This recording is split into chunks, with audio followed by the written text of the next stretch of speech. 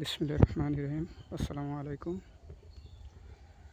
আজকে আপনাদেরকে একটা জিনিস শেয়ার করব, সেটা হচ্ছে আমি আমার পেজ বা চ্যানেল যাই বলেন ওটা রাজা পান নামকরণ করার কারণটা হচ্ছে, দেখেন আমার এই পান বড় যে পানগুলা দেখেন, আসলে এইগুলো হচ্ছে নর্মালি পান, কিন্তু তার মধ্যে রাজা পানও আছে।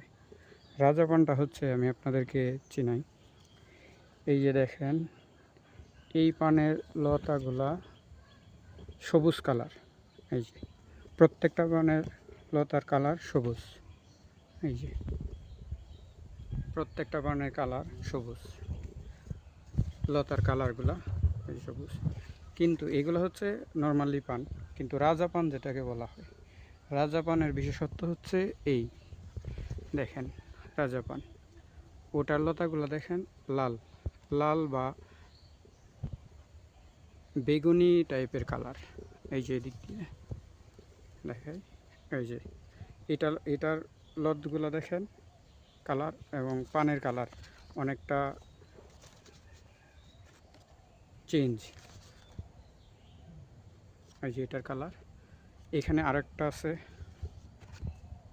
এখানে একটা গাছ, এই যে এখানে আছে আরও দুইটা। এই যে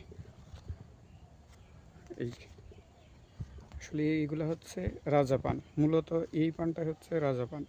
এক একটা পানের বড় যে একটা বা দুইটা রাজা পান গাছ হয় আর কি। আর এই যে এগুলো হচ্ছে নর্মালি যেগুলা পান গাছ, এই যে এগুলা গাছগুলা সবুজ, ঠিক আছে। আর রাজা পান যেগুলো হয় এগুলা অনেকটা এই যে বেগুনি কালারের হয়।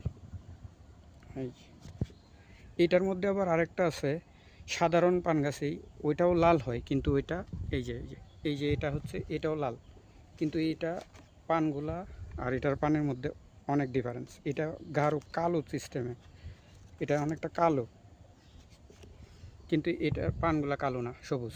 এই যে রাজা পান যেগুলো, এগুলোর পানগুলা একটু কালো টাইপ।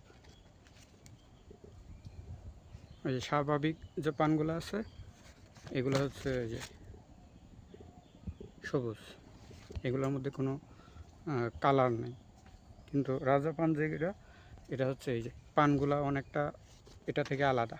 এই যে এটা একবারে সবুজ, কিন্তু এটা ফোনে কতটুকু বোঝা যাচ্ছে, ওই যে এটা একটু কালো টাইপ। এই পানটার সাথে দেখা কম্পেয়ার করলে এটা থেকে এটা একটু কালো। আর এই যে গাছের